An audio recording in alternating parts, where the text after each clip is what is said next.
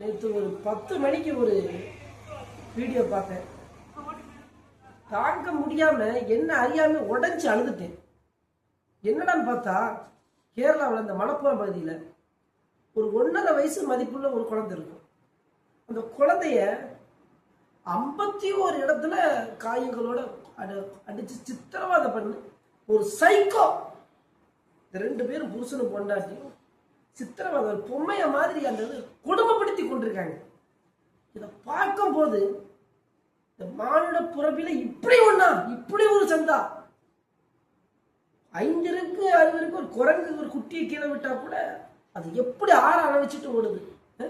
ஒரு நாய் குட்டியை போட்டுச்சுன்னா பக்கத்துல அண்டிட மாட்டேங்க, ஏன்னா தன் குட்டியை பாதுகாக்கிறது. அப்படி இந்த வெறி பிடிச்ச நாயிங்க இப்படி ஒரு சிங்கனை செய்யும். அந்த கையை 2 முறுக்கி உடைச்சிருக்காங்க அந்த குழந்தைக்கு. பார்க்கும்போது இந்த கெட்ட போட்டு இந்த குழந்தை கால்லாம் பார்த்தேன், அதில் சிகரெட்டை வச்சு சுட்டுருக்காங்க. என்னடா அந்த குழந்தை உனக்கு செஞ்சிச்சுதான் நமக்கு அப்படி வலி வேற அதை பார்த்தா 100 துண்டா வெட்டி போடலாம் அப்படிங்கிற அளவுக்கு இருக்கும்.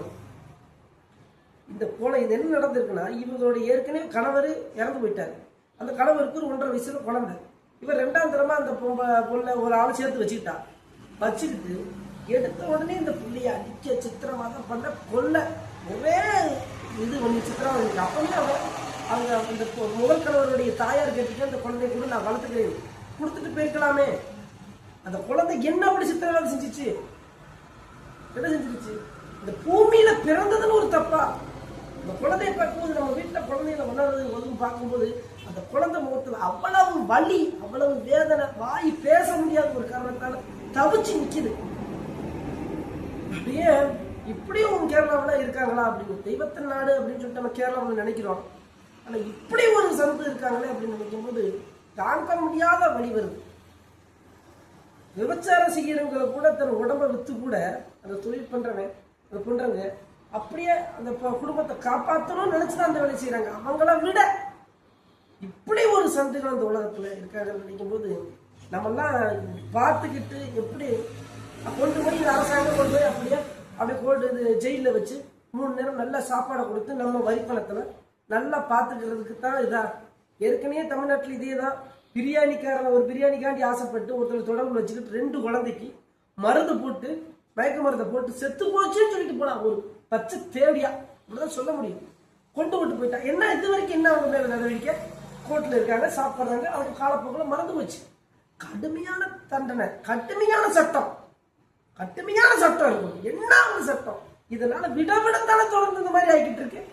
அங்க விட்டீங்க இங்க தொட்டு ஒவ்வொரு இதுலையும் நடந்துகிட்டே இருக்கு. அப்ப இந்த கடுமையான சட்டம் ஏற்றப்படுமா மாட்டாதா? குழந்தைகளுக்கு எதிராக பாலியல் வன்முறைக்கு எதிராக கடுமையான சட்டம் வராதா? தூக்குப்பட்டா செத்து போயிடுவார். அது எங்க எல்லாருக்கும் தெரியும். அது வந்து செயற்கை சாவு மாதிரி தான். அது ஒண்ணு அந்த இடத்துல மட்டும் தான் வழி. ஆனா இந்த மாதிரி 51 இடங்கள்ல குத்து பெட்டு அது என்ன நினைச்சிருக்கும், எப்படி கதறி இருக்கும். அதாவது நினைச்ச அந்த வழியை பாருங்க, இந்த போட்டாவை பார்க்கணும் எவ்வளவு வழி இருக்கு.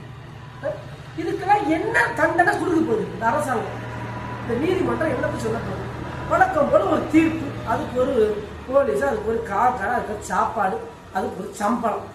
வெக்கம் கட்ட நாடு, வெக்கம் கட்ட சட்டம்.